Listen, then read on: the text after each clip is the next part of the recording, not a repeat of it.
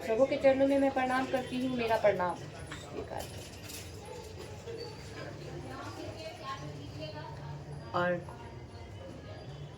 मैं अपने सभी गुरु भाई बहन एवं श्रोता बंधुओं के चरणों में प्रणाम करती हूँ। मेरा प्रणाम स्वीकार करें और स्वागत है मेरे इस चैनल में मेरे सभी गुरु भाई बहन का, मेरे और सभी श्रोता बंधुओं का। मैं आप सबों का स्वागत करती हूँ। और आइए हम लोग चलते हैं जो हम लोगों ने कल के वीडियो में, पीछे के वीडियो में मेरे साहब द्वारा लिखित पुस्तक आओ चले शिव की ओर में जो पढ़े तृतीय सूत्र से गुरु की चर्चा।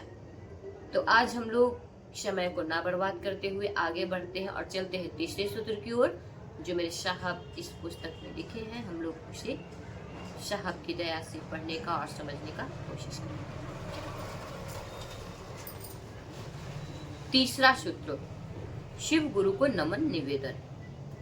जगत गुरु भगवान शिव के प्रति शिष्यता के विचार को शिष्य भाव में परिवर्तित करने एवं जगत के आकर्षण में डूबे मन में भगवान शिव के प्रति प्रेम उत्पन्न करने के निर्मित तीसरे सूत्र में भगवान शिव को नमन निवेदित करने की विधा दी गई है। साहब मेरे कह रहे हैं कि जगत गुरु भगवान यानी जो पूरे जगत के गुरु हैं वो भगवान शिव के प्रति शिष्यता के विचार को, यानी हमारे आपके मन में जो शिष्यता का यह विचार जो है, इस विचार को शिष्य भाव में, यानी कि सचमुच में हमारे आपके अंदर शिष्य भाव उत्पन्न हो जाए, उसमें परिवर्तित करने एवं जगत के आकर्षण में, यानी जो हमारा आपका मन जगत के आकर्षण में डूबा हुआ है, ऐसे डूबे हुए मन में भगवान शिव के प्रति प्रेम उत्पन्न करने के निमित्त,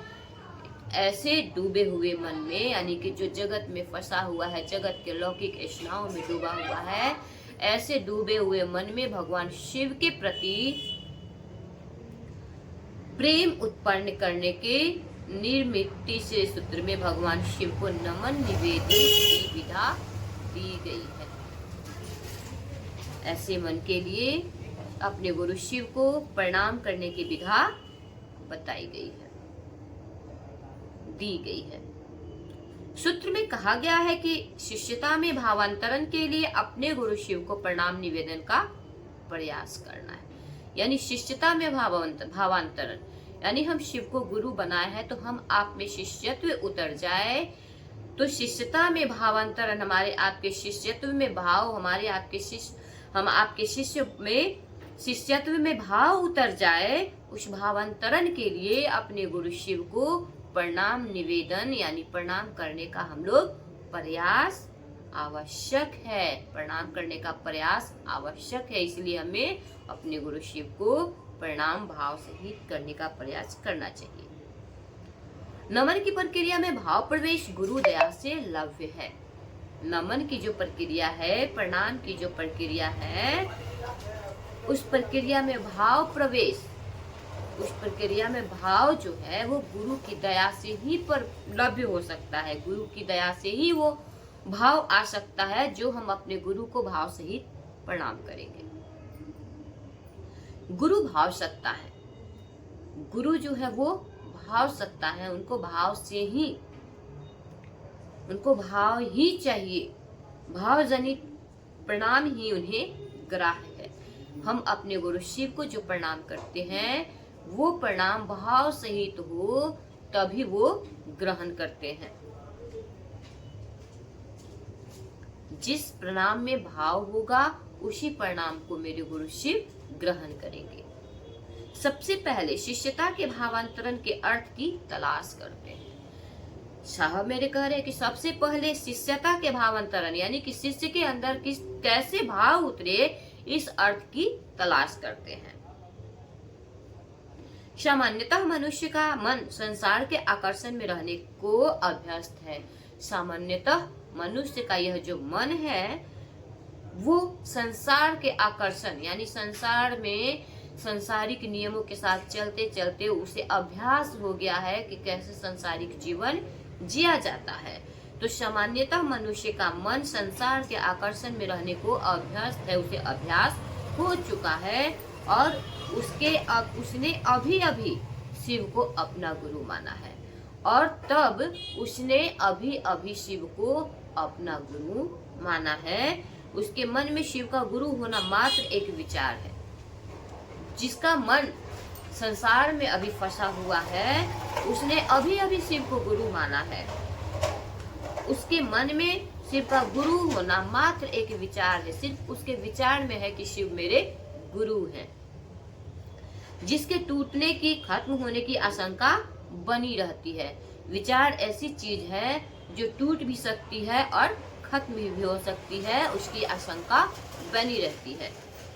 उसका यह विचार भाव में परिवर्तित हो जाए, इसके लिए नमन का प्रयास अपेक्षित है।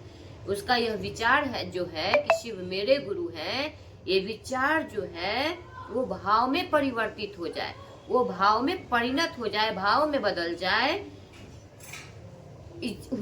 इसके लिए नमन का प्रयास करना जरूरी है।